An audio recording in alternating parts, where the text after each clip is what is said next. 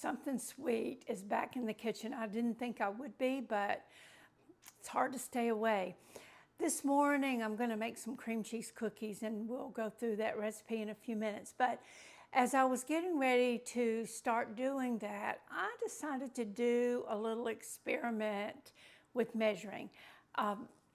We've talked about in videos, many videos, about the difference in measuring with standard measuring cups and weighing. And I've told you very definitively that I think there's a difference, but I never checked it out before. So this morning I thought I would. I thought I would see. Some recipes it may not make a big difference.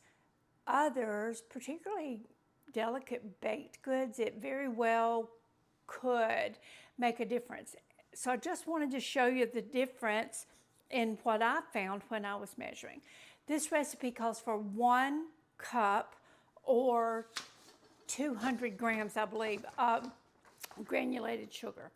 So I scooped down into my sugar canister and I scooped out 1 cup of sugar. And you can see it's filled to the top, fairly level, pretty much what any one of us would scoop out of a sugar canister and call it 1 cup.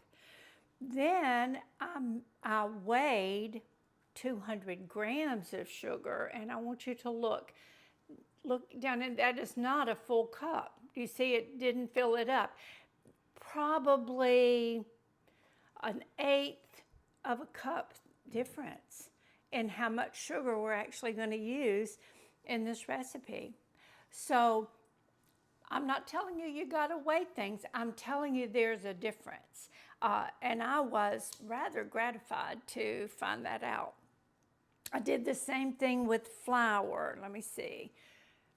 In this cup, I scooped out 1, and I know this is a liquid measuring cup, but as you can see it, in this 1 3/4 cup of flour. I just scooped it out and put it in this measuring cup and measured it. Very much what we would measure if we were measuring with cups, right? Then I weighed, let me see how much it is, 210 grams of flour. Here is the 1 3, wait a minute. Here's the 1 3/4 cup line. That's not it. Here is the 1 3/4 cup line. And you see where the flour is? Can you see that? It is not there at all. It makes a bigger difference with flour than it does with sugar.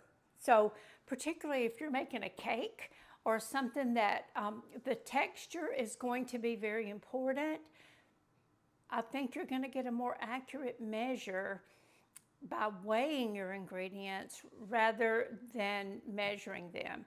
My little scale, I don't even know where it is right now, but you've seen it before. I ordered it from Amazon. I think I paid $9.99 for it. It's a good investment. Another thing I like about weighing is if I'm weighing several ingredients, I can measure them all at once without putting them in all these separate bowls like I have this morning. Can weigh the first one, 0 my scale, put the second one in, 0 the scale, and keep going until I have all the ingredients that I want together at one time without using so many different cups. One other thing I want to tell you about before I turn you off and come back when I'm ready to mix these cookies. This idea to do these cookies kind of came up this morning, and I'm trying to get everything to room temperature. I've got my butter and cream cheese out and it's getting there, but it's hard to get an egg to room temperature. If you didn't remember to do that, you can take a cup of warm water, put your egg in that cup of warm water. I didn't say boiling water, warm water, and it will bring that egg to room temperature pretty quickly.